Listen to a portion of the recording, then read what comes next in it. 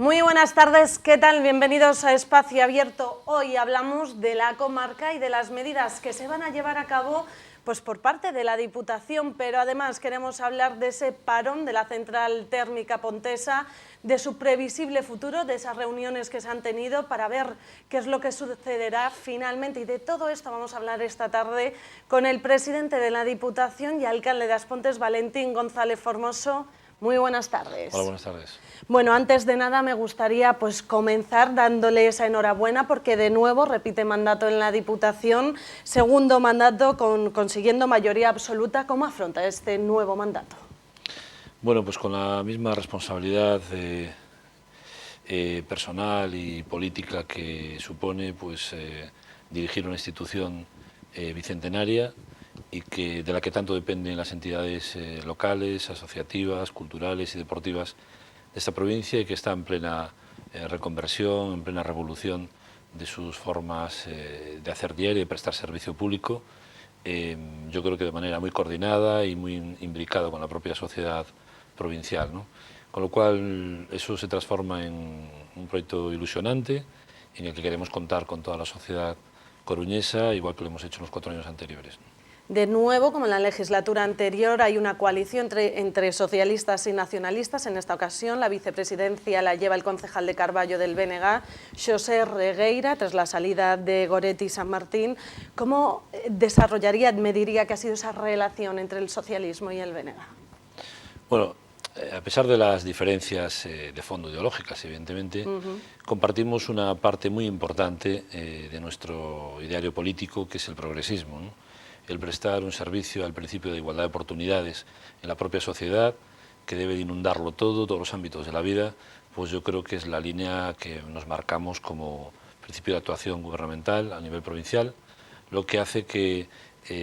si además le sumamos la muy buena relación personal que tenemos entre nosotros, teniendo en cuenta que la política al final es, si lo estamos viendo a nivel nacional, está en muy buena parte matizada por las relaciones personales, ¿no? Y yo creo que ahí el grado de confianza es máximo, es imposible ir más allá, lo que hace que sea un gobierno muy estable, un gobierno que discute, que debate, un gobierno muy plural y muy abierto, pero en cualquier caso que tiene claro que somos gente que trabajamos para un proyecto común, progresista, y que en cualquier caso nos debemos a la gente. Eso hace que sea un gobierno muy bien armado, que es lo que necesita en cualquier caso una institución siempre para funcionar debidamente. Comienza un nuevo mandato y es el momento de hacer un balance del anterior. ¿Cómo diría que ha sido? Pues yo creo que se inició esa revolución a la que yo antes aludía, ¿no? Una diputación que estaba bien gestionada en lo económico, que recepcionamos fruto del trabajo de corporaciones anteriores, muy saneada económicamente, y sigue exactamente igual 4 años después. Una diputación que no debe un céntimo a ninguna entidad bancaria, a ninguna entidad prestataria del ámbito público, es decir, no tiene ninguna deuda, que paga sus facturas a 7 días, que mantiene debidamente 2.400 kilómetros de carreteras, que atiende en 4 años a más de 2.000 usuarios del servicio de teleasistencia en el ámbito más vulnerable de la sociedad, como son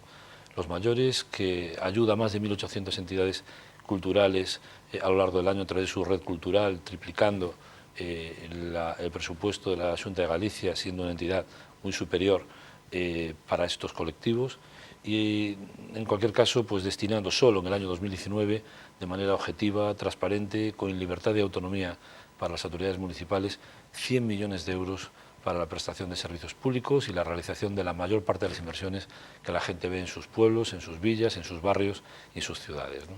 Con lo cual yo creo que ha sido un cambio enorme, sobre todo teniendo en cuenta que en el gobierno provincial y toda la corporación provincial, por unanimidad, nos hemos marcado un objetivo, sabiendo que oficialmente se ha acabado la crisis. Nosotros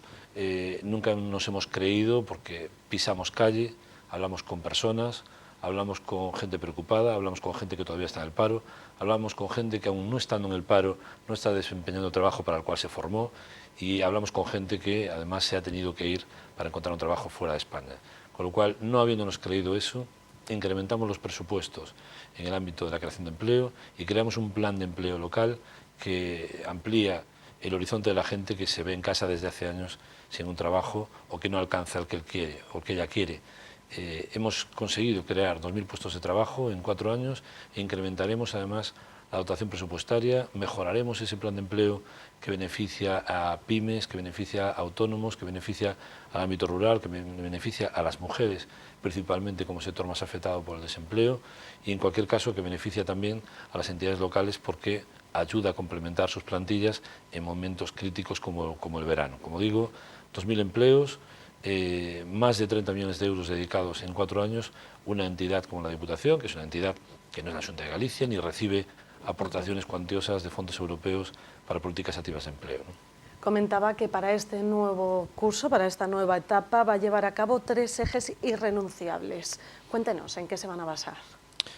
Bueno, yo creo que tenemos que seguir con esta política transversal que inunda toda la acción de la Diputación, que es seguir considerando que la crisis no ha acabado, ¿no? Y que yo creo que el empleo es la base de que cualquier sociedad viva con un mínimo de calidad de vida, que yo creo que en el futuro el empleo y el empleo de calidad va a ser, si no lo es ya, para cualquier persona, pues su máxima personal, y va a ser la piedra angular en la que se decidan los países desarrollados y los países subdesarrollados. En un Estado que está abandonando el ámbito de la industria, en un Estado que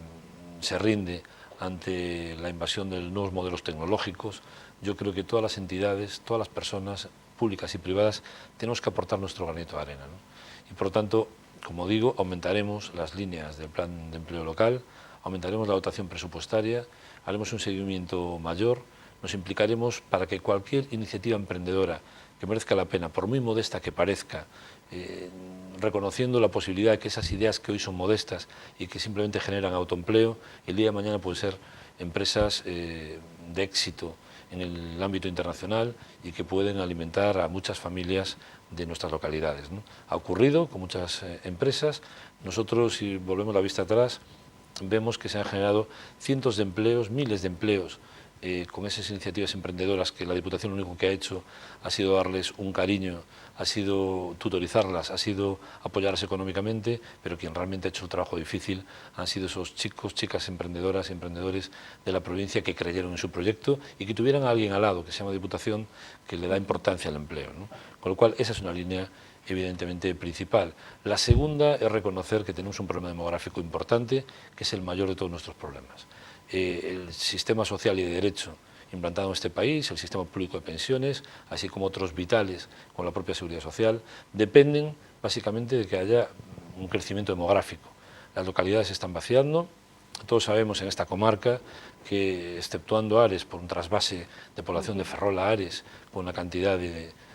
viviendas vacías enorme a unos precios muy competitivos, está captando población. El resto de la comarca está perdiendo población. Prácticamente hay algún pico de crecimiento en un momento determinado de algún ayuntamiento, como puede ser Valdoviño, pero la tendencia es a la baja en todas, ¿no? Cuanto más interior, más difícil tenemos sobrevivir a esa crisis demográfica. Y esto lo invade todo, ¿no? Yo creo que es una mala práctica que no ocurre en países mucho más avanzados, que le han dado mucha importancia a su sector primario, que llevaban años poniéndolo en valor, que no utilizaban frases como desertores del arado ni otras que son peyorativas hacia el sector agrario, y que hoy empieza a revertirse esa situación siguiendo los modelos europeos, donde el campo es una alternativa viable, donde la gente joven se incorpora, donde la gente más formada de las universidades técnicas se incorporan, porque evidentemente estamos ante una revolución también en el ámbito agrario, en el ámbito digamos que del sector de la alimentación, y por lo tanto yo creo que tenemos unas oportunidades de negocio enormes. Pero yo creo que tenemos que ser capaces de liderar un plan estratégico provincial en ese ámbito, aunque hay provincias mucho más deterioradas en este sentido que nosotros, pero para nosotros nuestra mentalidad es de aportar nuestro grano de arena y creemos que debe concretarse en un plan estratégico en el que incorporemos a todos aquellos y aquellas entidades que sean capaces de aportar alguna idea práctica que con nuestra búsqueda de recursos económicos y nuestra determinación se pueda llevar a cabo, ¿no? Yo creo que se pueden hacer muchas cosas, poco se ha hecho, y lo que se ha hecho básicamente ha sido precisamente medidas para promover el vaciamiento integral del interior, ¿no? Normativas urbanísticas, normativas catastrales, normativas de otro tipo que suenan muy bien a cada galería, pero las consecuencias las estamos viviendo actualmente. La gente tiene que saber que en el campo hoy en día, en una explotación lechera, hay una vivienda adscrita legalmente a esa explotación y en la que suelen vivir y suelen heredar unos hijos de sus padres respecto a la explotación agrícola, y así se garantiza la continuidad de la misma. Pues la gente tiene que saber que no se puede hacer una nueva vivienda. Es decir, la gente joven, la pareja joven que hereda esa explotación, que inicia su nuevo proyecto de vida, está condenado a vivir con sus padres, con sus abuelos y a lo mejor, con suerte, hasta con sus tatarabuelos. Yo creo que eso la gente lo tiene que saber. Y tiene que saber que eso no ocurre en otras partes de España, tiene que saber que eso no ocurre en Cataluña, y tiene que saber que eso no ocurre, por supuesto, ni en Francia ni en Holanda, donde hay un urbanismo sostenible, pero con sentido común, ¿no? Yo creo que esas cosas hay que ponerlas encima de la mesa, trasladarlas a instituciones que tienen competencias en la materia y como cualquier otra en la que se tenga competencia y que puedan ayudar a reactivar un campo que es un sector primario que no tienen otras comunidades autónomas y que Galicia, en este caso concretamente la provincia de Coruña, en parte está desaprovechando. Por otro lado, también les han concedido 4 millones de fondos europeos FEDER para 2 proyectos solicitados para potenciar el turismo y la movilidad sostenible. ¿Qué nos puede contar? Sí, evidentemente el turismo de calidad, el turismo que compite en el primer nivel del sector en el ámbito europeo es la apuesta de la Diputación. No queremos vincularnos única y exclusivamente a un turismo de bajos precios que compite con otras zonas del mundo y en función de la situación geoestratégica, en la situación política internacional, podemos vaciarnos o no de turistas en un año determinado, con oscilaciones del 20 al 30% y que pueda provocar una crisis en un sector que ya de por sí es de retribuciones muy bajas, como la hostelería, y ya de por sí es un sector pues, muy estacional, ¿no? Yo creo que queremos desestacionalizar el turismo, queremos poner en valor zonas que no tiene ninguna otra zona europea, como es la zona preciosa de los faros y por tanto unir con fondos europeos y fondos provinciales todos los faros de la provincia de Coruña, que cualquier persona pueda en bicicleta o a pie o a caballo incluso, pueda hacer en ruta, pues unir en una sola ruta pues todos los faros con las emblemáticas vistas que cada uno de ellos tiene, con la historia apasionante que cada uno de ellos encierra, pues pueda hacerlo tanto los turistas nacionales como internacionales, ¿no? Para eso son esos fondos europeos y en esa línea continuaremos. Aquí, en Ferrolterra, queremos, aparte de los faros, por lo tanto beneficiaremos a las zonas que los tienen,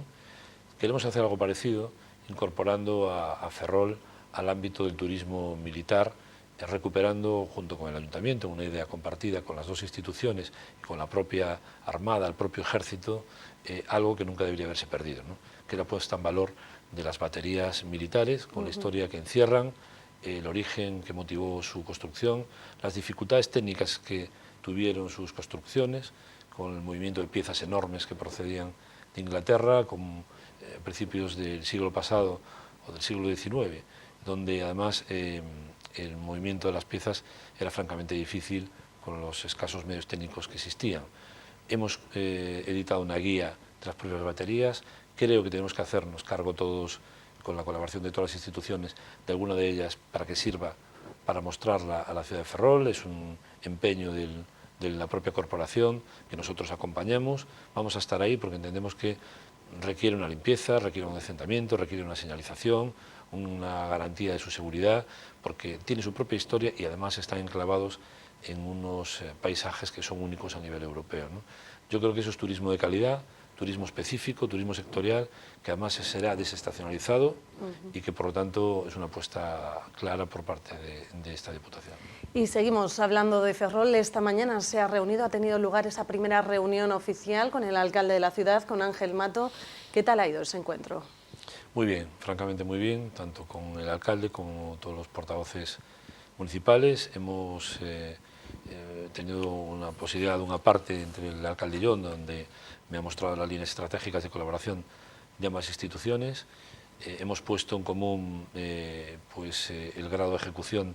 de los compromisos en cuanto a proyectos, convenios y en cuanto a ejecución de obras en vías provinciales, que Ferrol las tiene y muchas, y por tanto ha sido, como siempre, pues que cuando uno viene a esta ciudad, pues un momento constructivo que se va a repetir con frecuencia.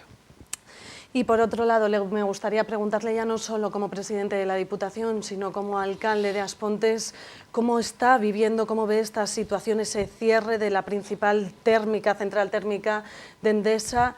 ¿Cómo ve una empresa que está haciendo una inversión importante para adecuarse a la nueva normativa europea con respecto al carbón y la situación con la que está viviendo a día de hoy? Pues me alegro de verlo además de la doble óptica de alcalde y presidente de Diputación, porque de los 650 familias afectadas por este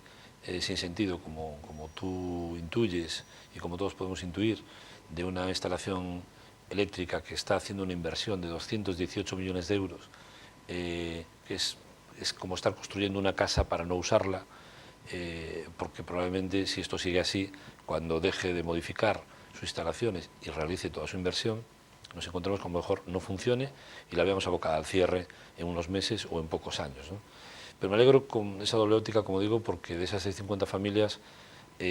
una buena parte son de la comarca de Ferrolterra, más que de propias Pontes, ¿no? Aquí casi un 30% del tráfico portuario de Ferrol depende de instalaciones que están en riesgo ahora mismo, como pueda ser la propia Endesa o la propia Alcoa, incluso la propia Reganosa, ¿no?, por la sentencia judicial reciente.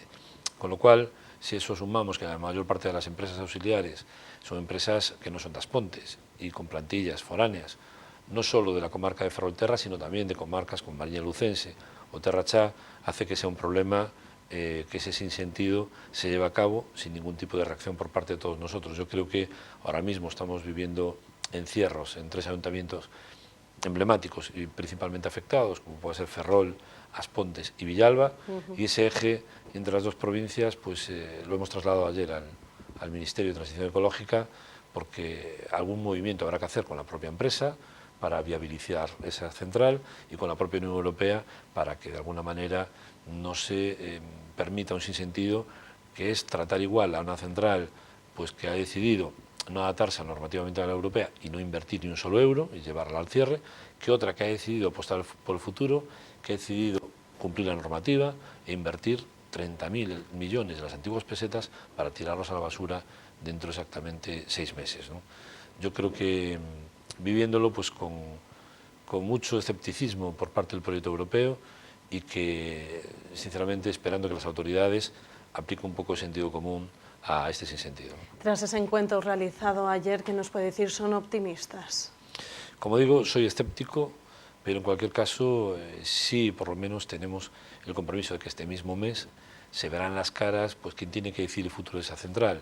Por una parte la propietaria de la instalación, que está haciendo pruebas y esmerándose para buscar alternativas al combustible del carbón, y por otra parte la propia administración, que tiene que decir qué papel le asigna a esa central, si quiere que sobreviva, si quiere que cierre la instalación, o si para que sobreviva qué tipo de mecanismos tiene que activar la propia administración. Yo creo que es importante e imprescindible que esa reunión para despejar incertidumbres se celebre cuanto antes y será este mes. En ese sentido, pues lo veo con carácter positivo, pero de alguna manera pues con toda la preocupación y escepticismo que uno se puede imaginar, ¿no? Ante esta situación, comentaron este lunes reivindicaciones por todos los lugares, por la comarca. ¿Cree que la unión hace la fuerza? Bueno, sin duda. Yo ayer tengo que agradecer la presencia en el Ministerio de alcaldes y alcaldesas de la comarca, la alcaldesa de Narón, el alcalde de San Sadurniño, el teniente alcalde de Ferrol, el alcalde de Acapela, una serie de alcaldes que han ido junto con nosotros, empresarios, sindicatos, del comité de empresa, que al final yo creo que la cara con la que te reciben no es la misma que si vas solo, ¿no? Yo creo que han visto que es un problema comarcal, intercomarcal, y que el Ministerio no puede pasar de rositas en un problema que efectivamente no ha generado el propio Ministerio, pero que en cualquier caso tendrá que resolver como muchos otros. Antes de finalizar esta entrevista, también me gustaría preguntarle por otra cuestión que también preocupa a toda la comarca, es esa falta de carga de trabajo en Navantia ante que llegue esa construcción de esas fragatas F-110. ¿Cómo ve esta situación? Bueno, yo creo que el megacontrato que firmó el Ministerio de Defensa del Partido Socialista y del Gobierno actual, que se había iniciado con el Gobierno anterior y que adopta, ejecuta, compromete y acelera este Gobierno, tiene ese aspecto tan negativo, ¿no?, que